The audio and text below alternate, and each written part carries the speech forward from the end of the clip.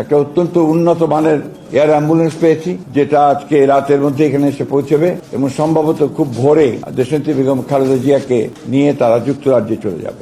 আপনারা ইতিমধ্যেই দেশের সমস্ত মানুষের মনোযোগ দিয়ে দিকে, অর্থাৎ দেশের সবচেয়ে জনপ্রিয় নেত্রী, গণতন্ত্রের আপসীন নেত্রী এবং এখন এই মুহূর্তে তিনি দেশের দল মত নির্বিশেষে সমগ্র মানুষের কাছে যিনি একজন অভিভাবক হিসেবে পরিচিত এবং যাদের অসুস্থতার কারণে সারা দেশের মানুষ, প্রতিটি মানুষ তার জন্য দোয়া করছেন, তার রোগ মুক্তির জন্য।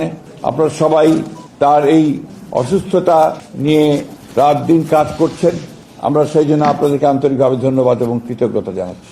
সেই সঙ্গে আপনারা নিশ্চয়ই এর মধ্যে জেনে গেছেন আমাদের ডক্টর জাহিদ, আমাদের স্থায়ী কমিটির সদস্য, যিনি দেশনেত্রী বেগম খালেদা জিয়ার ব্যক্তিগত চিকিৎসক, তিনি নিশ্চয়ই আপনাদের জানিয়েছেন যে তার উন্নত চিকিৎসার জন্য ইতিমধ্যেই ডক্টরসদের যে বোর্ড হয়েছে, যুক্তরাজ্য থেকে এসেছিলেন ডক্টর রিচার্ড এবং আপনার চীন থেকে দুটি টিম এসেছিল, তারা এবং আমাদের স্থানীয় ডক্টররা in consultation with UK doctors এবং ইউএসএর জন হপকিন্সের হসপিটাল ডাক্তারের সঙ্গে পরামর্শ করে তারা আমাদের দেশনেত্রী বেগম খালেদা জিয়াকে যুক্তরাজ্যের একটি উন্নত হাসপাতালে নেওয়ার সিদ্ধান্ত নিয়েছেন।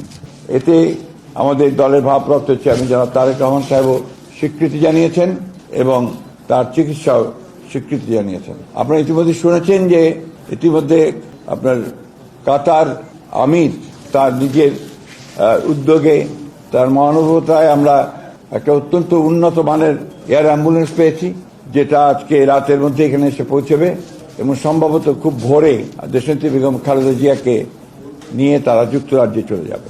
আনুষঙ্গিক যে সমস্ত কাজগুলো দরকার সেই কাজগুলো আমরা সেরে ফেলেছি এবং এখান থেকে আপনারা এর মধ্যে শুনেছেন যে কারা কারা যাচ্ছেন, তার সঙ্গে একটি চিকিৎসক দল যাচ্ছেন।